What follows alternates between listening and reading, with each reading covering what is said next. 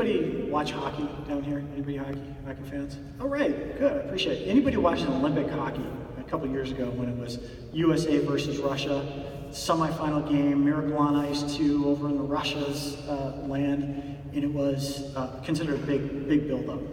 We had all our NHL studs on there, they had all their NHL studs on there, and it was a big tensions rising between the two countries, built up. Both teams really wanted to get to this gold medal game. The game didn't disappoint. It goes into a back and forth. Each team ends the game, ends regulation tied. Goes to overtime. Back and forth, nobody scores, goes to a shootout.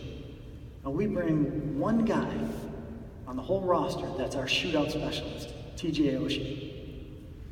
He comes in, and he's going to be our solution against their three best scorers. Russian throws out their three best guys, and we have Oshie.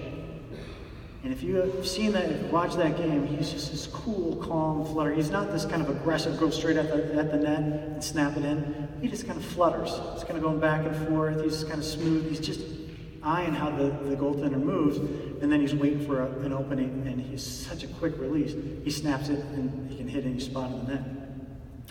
And he goes down, scores, they score, we score, they score, we miss, they miss, we score, we win. They missed, we win.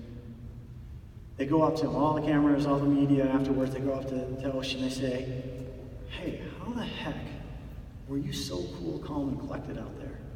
You had the whole world watching you. How were you so cool, calm, and collected, fluttering so smoothly out there? And his response was awesome. He said, did it look like I was cool, calm, and collected out there? Because what you couldn't see is underneath my pads, my legs were shaking. And I wanted to put the puck in the net. He was a well-trained athlete that recognized a distraction that was going to come his way, was going to be his legs potentially shaking. And he still was going to deliver what he had to deliver. He made a choice. His natural mind would have been out there saying, what in the heck, TJ, why are your legs giving out on you now? Now, the most important moment of your life, and your legs are giving out on you, you would have been totally hooked right there. That would have been the threat. But he recognized it was going to be a threat, accepted that it was going to be a threat, and ended up delivering the blow to win the thing and get us to the gold medal game. So for all of you, one of the things that we want to make sure is that can you begin to adjust your focus?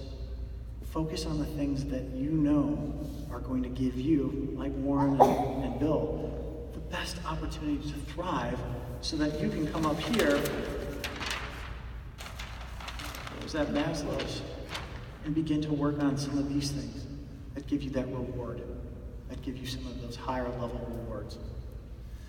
So as leaders or as groups, one thing that I want to do to help curb your expectations is the 30-30-30 rule, or the 30-30-30 rule. Many of you might have heard this already or known about this research.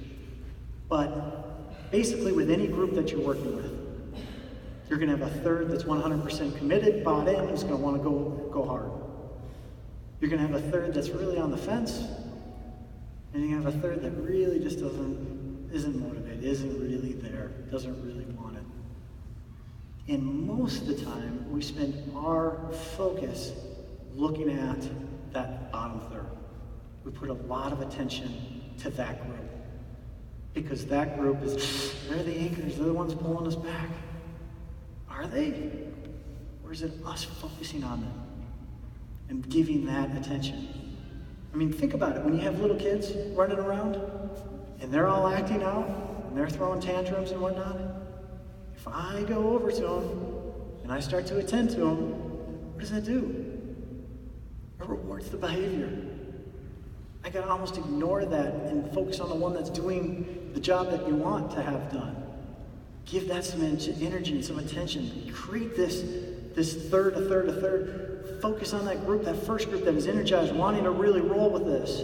Because guess what? There's people on the fence with that energy, they're going to slide up here. And the people that aren't are going to make a difficult choice. Are they going to get off? Or are they going to slide up and jump in? But all too often, us leaders, we spend a lot of time worrying about that lower third. And when we worry about that lower third, guess where that middle third goes? Right on over there. So as you're starting to create your strategies and your expectations, be aware of this. Because this one is an important one. Put that focus and that energy towards that upper and that middle third, and infuse that with the type of greatness that you want.